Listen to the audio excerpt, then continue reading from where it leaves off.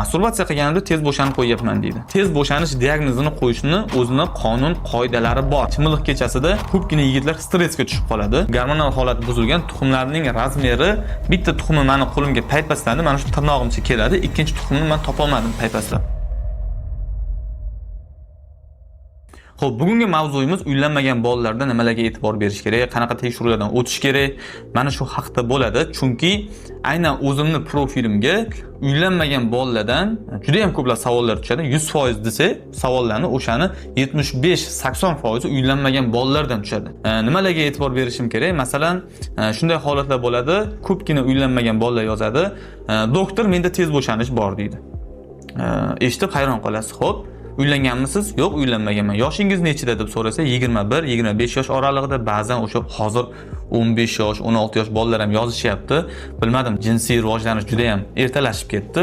Bu narsani ommaviy axborot vositalari emas, nima desa bo'ladi? Ommaviy madaniyatni yevropalashib ketganidan ham bilishimiz mumkin. Tez bo'shanish bor deydi, yoshi hali kichkina, uylanmagan. Qayerdan bilyapsiz tez bo'shanishni desak, masturbatsiya qilganimda tez bo'shanib qo'yyapman deydi. 1 minutga, 2 minutga ham bormayapti deydi. Hurmatli do'stlar, ukalar, uylanmagan yigitlar, tez bo'shanish diagnozini qo'yishni o'zini qonun qoidalari bor. Bu qonun qoida nima?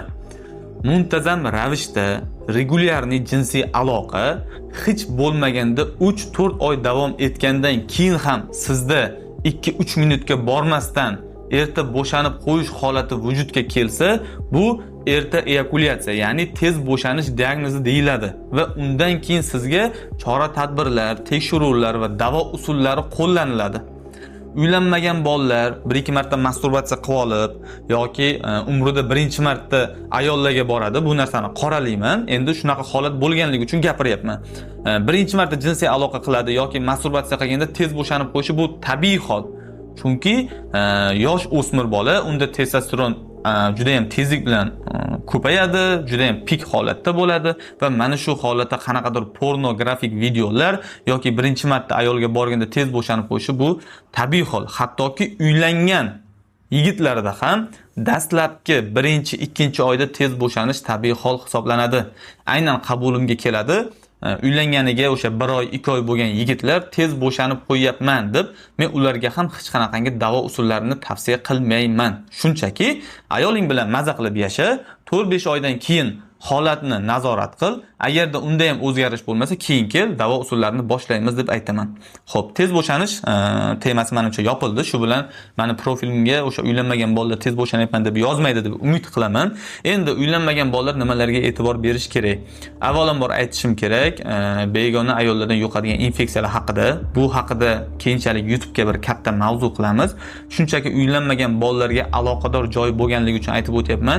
Begona ayollarga, fohishalarga jinsiy aloqa qilishdan saqlaninglar, chunki mana shu vaziyatdan keyin urug' foizlarining o'tkir buzilishi, siyish aktidagi buzilishlar va hattoki urug' foizi 0, azospermiya holati ham vujudga kelishi mumkin.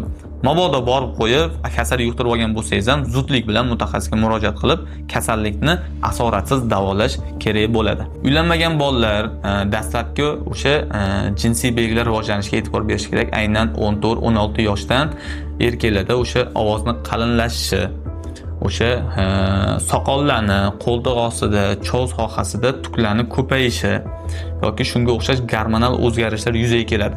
Mana shu narsaga qarab e'tibor berish kerak bo'ladi va undan keyin hech bo'lmaganda o'sha 16-15 yoshdan keyin o'g'il bolalar uziy doppler, moyaklarni uziy doppler qilish hamda urug' analizini topshirishini maslahat berib o'tardim. 2 dona analiz.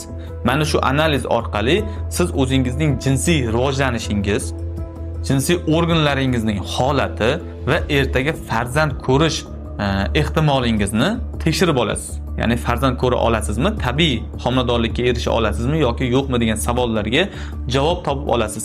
Nima uchun bu narsani qayta-qayta videolarda, istoriyalarda va men hozir YouTube'da ham qayta-qayta aytayapman? Sababi menga keladigan bemorlarning, aynan farzand ko'rishda muammosi bor bemorlarning 95% uylangandan keyin kelgan urologga. Uylangan 6 oy kutadi, 3 oy kutadi, 1 yil kutadi, farzand bo'lmaydi, keyin doktorga keladi, qarasa urug' ko'rsatkichlari juda ham yomon. ayrimlarida 0 holat. Aynan mana shu 0 holatidagi bemorlar ham aksariyati 95% uylangandan keyin biladi urug'i 0 ligini. Chunki ko'pincha bemorlarning tashqi ko'rinishiga qarab, unda urug' foizi 0, past yoki yuqori deb aytib bo'lmaydi. Endi gormonal o'zgarish bundan mustasno. Shunday ekan, urug' analiz topshirishingiz shart va zarur. Ertaga bu ko'plab o'sha kelishmovchilik va muzokaralarni ham keltirib chiqarmaydi do'stlar. Uylanmagan bolalarda yana ko'pgina keladigan savollardan biri aynan uylanganda chimilliq kechasida bo'ladigan kamchiliklar. Mana shu holat bo'yicha ham ko'pchilik murojaat qiladi. Aynan chimilliq kechasida ko'pgina yigitlar stressga tushib qoladi. Menman degan o'sha 4 ta 5 ta qiz bilan gaplashib qo'yganlari ham, jinsiy aloqa doimiy ravishda qilib yuradiganlari ham chimilliq kechasida ortiqcha hayajon va stressni hisobiga jinsiy aloqaga yaramay qoladi. Asbobi turmay qoladi. Ko'pincha keladi. Kecha to'yim bo'ldi, 2 kun bo'ldi to'yim bo'lganimga jinsiy asbobim turmay qoldi deb. Buning odatda aksariyat hollarda bu o'sha ortiqcha hayajon va stress hisobiga bo'ladi. Xudo xolasa aynan mana shu mavzuda ham keyinchalik chimilliq kechasiga tayyorgarlik haqida videolarni chiqaramiz. Uylanmagan bolalarga maslahatim, tavsiyam to'g'ri ovqatlanish, sport bilan doimiy ravishda shug'ullanish, keyin nima desam bo'ladi?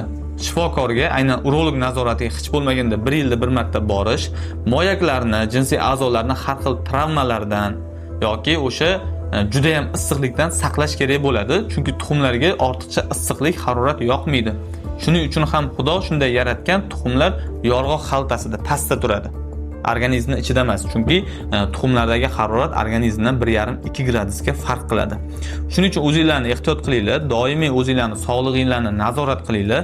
Uylanmagan bolalar uylanishga tayyorgarlikni ko'rib borishinglarni tavsiya qilaman.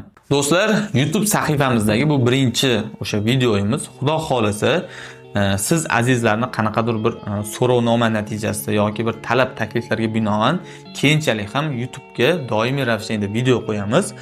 Sizlarga qanaqadir mavzular qiziq bo'lsa, marhamat murojaat qilishingiz mumkin. Sizlarga mana shu mavzuni keyingi o'sha dasturlarda yoki video murojaatlarda YouTube sahifasida ko'rib borishingiz mumkin. Sahifaga obuna bo'lib qo'yinglar, yaqinlarga ulashib qo'yinglar. YouTube'ni endi boshladik. Xudo xolasa YouTube'da ham yaxshi natijalar kutib qolamiz. Hammasi sizlar uchun. O'zingizlarni ehtiyot qilinglar, salomat bo'linglar.